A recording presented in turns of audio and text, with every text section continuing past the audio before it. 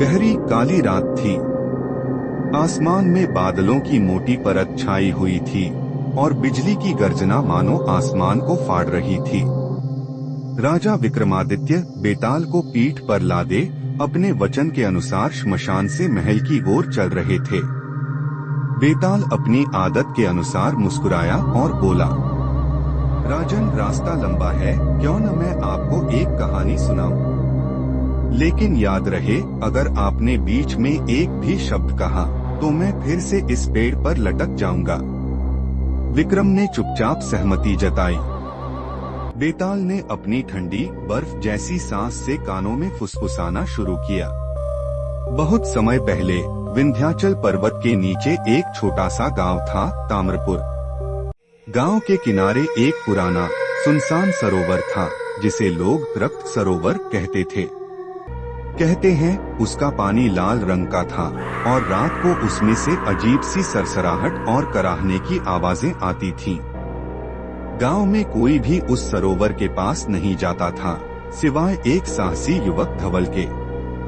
धवल की मंगेतर कव्या की सुंदरता दूर दूर तक प्रसिद्ध थी, लेकिन शादी से एक हफ्ते पहले ही कव्या रहस्यमय तरीके से गायब हो गई। गांव वालों ने खोजबीन की, पर कोई सुराग नहीं मिला। तभी एक बूढ़ी औरत ने धवल को बताया, बेटा, तेरी कव्या को रक्त सरोवर ने निगल लिया है। रात के समय वहाँ एक चुड़ैल आती है जो जवान लड़कियों की आत्मा छीन लेती है।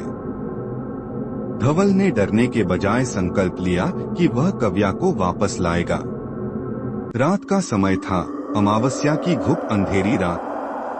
धवल हाथ में मशाल लेकर रक्त सरोवर के पास पहुंचा। पानी लाल चमक रहा था, मानो उसमें लहू मिला हो। अचानक पानी में लहरें उठीं और एक सफेद साड़ी पहने औरत प्रकट हुई। उसका चेहरा कव्या जैसा था, लेकिन आंखें लाल अंगारों की तरह जल रही थीं। धवल, मुझे बचा लो, वह कराहते हुए बोली। धवल ने हाथ बढ़ाया, लेकिन तभी उसके पीछे से एक ठंडी हवा का झोंका आया और सरोवर से लंबी काली चुड़ैल उभरी। उसके बाल जमीन तक लटक रहे थे और नाखून खंजर जैसे थे।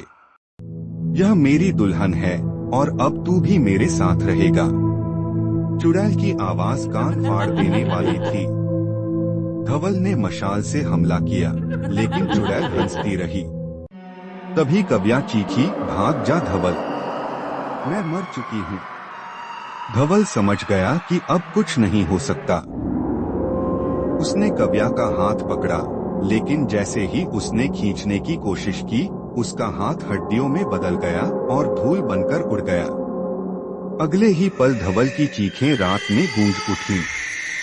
सुबह गांव वालों ने देखा, रक्त सरोवर का पानी और भी गाढ़ा लाल हो चुका था और किनारे पर धवल का टूटा हुआ ताबीज पड़ा था। तब से हर अमावस्या की रात लोग कहते हैं कि उस सरोवर के पास एक लड़का और लड़की की चीखें सुनाई देती हैं और पानी में दो परछाइयां तैरती दिखती हैं। बेताल ने चुप होकर देखा कि विक्रम अब भी शांत है। फिर वह बोला, तो बताओ राजन, क्या धवल को कव्या को बचाने की कोशिश करनी चाहिए थी या उसे पहले ही मान लेना चाहिए था कि मृत आत्माओं को जीवित नहीं किया जा सकता? विक्रम ने गंभीर स्वर में कहा, धवल का साहस प्रशंसनीय था, लेकिन यह मूर्खता थी। मृत आत्माओं से उलझना स्वयं मृत्यु को बुलाना है। जैसे ही यह शब्द निकले, बेताल ठहाका लगाकर बोला, राजन, आपने नियम तोड़ दिया। अब मैं फिर से पेड़ पर लौट रहा हूँ। और अगले ही पल वह विक्रम के कंधों से गायब हो गया। हवा में उसकी हंसी गूंज रही थी, मानो कोई अदृश्य दानव जंगल में नाच रहा हो।